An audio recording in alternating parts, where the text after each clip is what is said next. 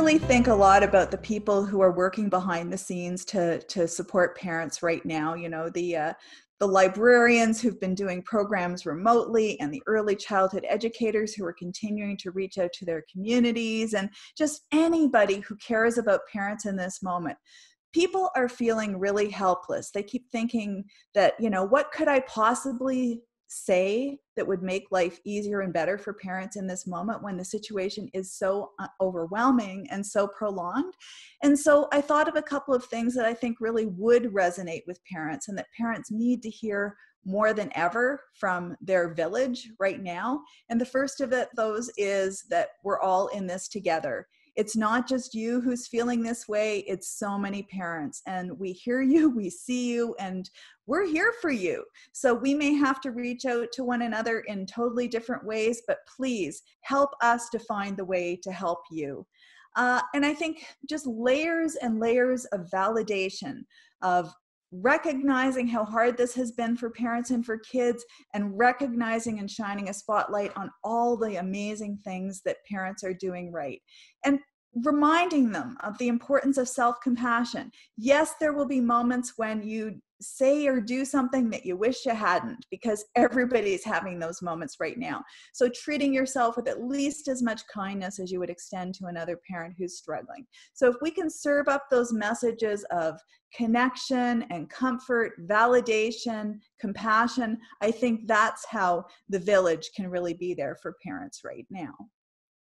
Oh, and that is just so beautiful. You know, you make me think about those messages being really ones that will resonate for our educators, who is another group of people who are reaching out to families, feeling that the tools that they're used to having in their classrooms, they don't have in this virtual world. But I think what you're saying is that the values that you bring to your role as an educator or as a helper, as you're describing, haven't changed.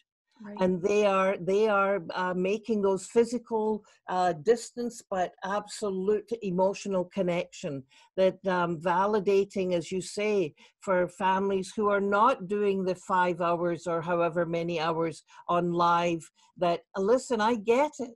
It's not, don't worry about your kid falling behind. When we get back to school, we're going to do all we can. That's our profession. So validate that it's tough for the parents to be juggling all of these things, but also for teachers, I think, to validate that it's tough for them.